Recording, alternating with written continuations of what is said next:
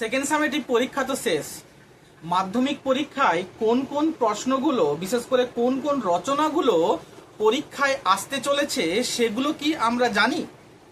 গত বছর আমরা কিন্তু 6খানা রচনা দিয়েছিলাম, তার মধ্যে আমাদের 2টো রচনা এসেছিল। এর আগের বারও তাই হয়েছিল, আমরা 5টা রচনা দিয়েছিলাম, তার মধ্যে 2টো রচনা এসেছিল। এবারেও কিন্তু আমরা ঠিক সেরকম 5 থেকে 6টি রচনা তোমাদের বলবো 2027 সালে মাধ্যমিক পরীক্ষায় কি কি প্রশ্ন, বিশেষ করে কি কি রচনা আসতে পারে তার একটা লিস্ট। স্বাভাবিকভাবে আমাদের লাস্ট অর্থাৎ মাধ্যমিক পরীক্ষার সবার শেষের যে দাগ 11 নম্বর দাগ, সেখানে কিন্তু আমাদের কি থাকে না রচনা থাকে। তাই স্বাভাবিকভাবে এই রচনা 10 নাম্বার কিন্তু খুব ভাইটাল। তো চলো জানতে হবে আমাদের রচনাটা বিশেষ করে কিভাবে লিখবো। তারপর তো অবশ্যই বলছি আমাদের যে রচনা থাকে তার মধ্যে কিন্তু বিভিন্ন স্যারদের বিভিন্ন রকম ধারণা থাকে। কেউ বলেন যে না, একটা রচনার মধ্যে অবশ্যই যদি এরকম পয়েন্ট আকারে দেওয়া যায় তাহলে খুব ভালো। আবার কেউ কেউ বলে যে না, যদি পয়েন্ট আকারে ছাড়াও এমনি প্যারাগ্রাফ করেও লেখা যায়। তবে আমি বলবো সিচুয়েশন অনুযায়ী, অর্থাৎ যেরকম তোমাদের লেখা ভালো করে দিতে পারবে, ভালো করে লিখতে পারবে বলে মনে হয়, ঠিক সেরকম করেই কিন্তু লিখতে পারো। সেটা পয়েন্ট আকারে হতে পারে বা প্যারাগ্রাফ করে হতে পারে। তবে হ্যাঁ, পয়েন্ট এবং সাব পয়েন্ট করে দিলে সেই লেখাটা আরো বেশি গ্রহণযোগ্যতা থাকে, বা সেই লেখাটা আরো ভালোভাবে কিন্তু শিক্ষক মহাশয়দের কাছে গ্রহণযোগ্যতা থাকে। তা অবশ্যই আমি আমার থেকে বলবো যে তোমরা চেষ্টা করো এই প্রশ্নগুলোকে অর্থাৎ রচনাগুলোকে পয়েন্ট আকারে লিখতে বা পয়েন্ট আকারে লেখা প্র্যাকটিস করতে। গতবারে কিন্তু আমরা ঠিক এই রকম ভাবেই 6খানা রচনা দিয়েছিলাম, যেখান থেকে 2টো রচনা আমাদের মাধ্যমিক পরীক্ষায় এসেছে। এবারেও কিন্তু আমরা ঠিক সেরকমই 6-7টা রচনার নাম বলছি। তবে তার আগে আরেকবার জেনে নিতে হবে কোন কোন পর্যায় থেকে আমাদের রচনাগুলো আসে।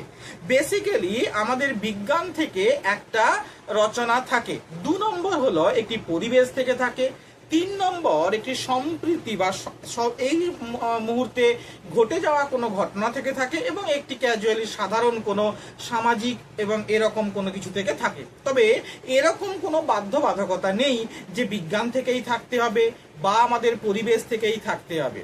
কেননা এর আগে মাধ্যমিকে অনেকবারই দেখা গিয়েছে যে বিজ্ঞান থেকে এরকম কোনো রচনা দেয়নি। সো অনেকে কি করে, এই পার্ট বাই পার্ট না করে শুধুমাত্র বিজ্ঞান করে চলে গেল বা শুধুমাত্র পরিবেশ করে চলে গেল।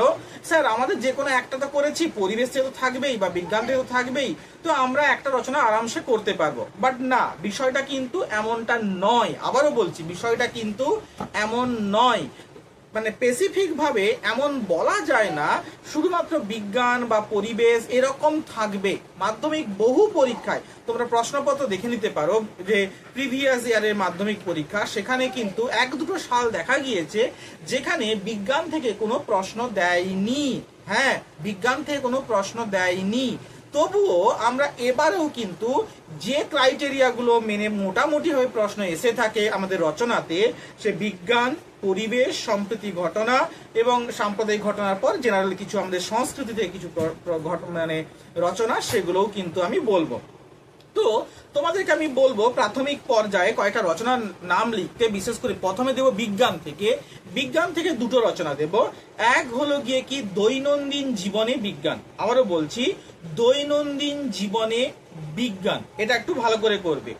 দৈনন্দিন জীবনের জায়গায় বলতে পারে প্রতিদিনে বিজ্ঞান, বিজ্ঞান ও মানুষের মানব সভ্যতা, এভাবেও তোমাদের দিতে পারে। তো এইগুলো একটু মাথায় রাখতে হবে। 2 নম্বর করবে কি না বিশ্ব উষ্ণায়ন, কি না বিশ্ব উষ্ণায়ন, এই 2টো বিজ্ঞান থেকে করবে। এছাড়া আরেকটা শেষ আমি বলবো, এই 2টো ফার্স্ট ক্রাইটেরিয়া। সেকেন্ড পরিবেশ থেকে করবে কি না পরিবেশ থেকে করবে পরিবেশ দূষণ ও তার প্রতিকার, পরিবেশ দূষণ ও তার প্রতিকার। আর 2 নম্বর আমাদের পরিবেশ থেকে 2 নম্বর করবে কি না একটি গাছ একটি প্রাণ, বা অরণ্য এবং মানব জীবন, এরকমও দিতে পারে। একটি গাছ একটি প্রাণ, অরণ্য, মানব জীবন, মানব সভ্যতা ও সবুজায়ন, এরকম মোটামুটি একই। হ্যাঁ, 2 নম্বর গেল। 3 নম্বর পার্ট হলো আমাদের সংস্কৃতির পার্ট থেকে। আমি এখান থেকে আমাদের যে সংস্কৃতি আছে সেখান থেকে করতে বলবো, ঋতু বৈচিত্র্য করতে বলবো, বাংলা ঋতু বৈচিত্র্য, এটা তোমরা করতে পারো।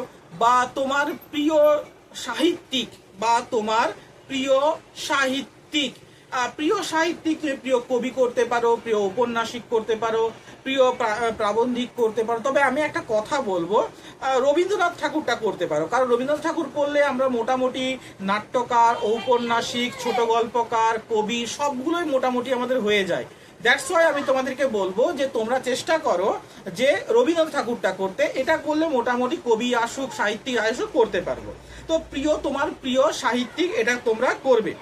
এর সঙ্গে করবে না একটি ভ্রমণের অভিজ্ঞতা। আর লাস্ট একটা বলবো, যেটা হলো গিয়ে কি না তোমার জীবনের লক্ষ্য। মোটামুটি এইগুলো একটু দেখে যাও। আমি আবার রিপিট করছি কিগুলো। বিজ্ঞান থেকে বললাম যে প্রাত্যহিক জীবনে বিজ্ঞান, প্রতিদিনে বিজ্ঞান, আর হচ্ছে গিয়ে কি তোমাদের বিশ্ব উষ্ণায়ন। 2 নম্বর হচ্ছে গিয়ে কি না পরিবেশ দূষণতার প্রতিকার, একটি গাছ একটি প্রাণ, বা গাছ ও মানব সভ্যতা ও অরণ্য, মানব সভ্যতা ও সবুজায়ন একই ব্যাপার। আর একটি ঋতু বৈচিত্র্য করবে, তোমার জীবনের লক্ষ্য করবে, তোমার প্রিয় ঋতু করবে। তোমার প্রিয় ঋতু করতে গিয়ে কিন্তু অবশ্যই ঋতু বৈচিত্র্যটা তো চলে আসে। আর নেক্সট হলো গিয়ে কি না একটি ভ্রমণের অভিজ্ঞতা। মোটামুটি এগুলো করবে। আর প্রিয় সাহিত্যিক, এগুলো করবে। আর একটা লাস্ট দেখে দিতে বলবো, ছাত্র জীবন ও বিজ্ঞান মনস্কতা, এটা একটু দেখে যেও। এটা লাস্ট আমি এটা বলে রাখলাম। এটা মোটামুটি কাছাকাছি এবারে চলে এসেছে, বাট তবুও দেখে যেও কি না ছাত্র জীবন ও বিজ্ঞান মনস্কতা। মোটামুটি এই 6-7টি রচনা ভালো করে যেও। আবারও বলছি কি না এই যে রচনাগুলো বললাম, এগুলো কিন্তু 2027 সালের মাধ্যমিক পরীক্ষার উপযোগী।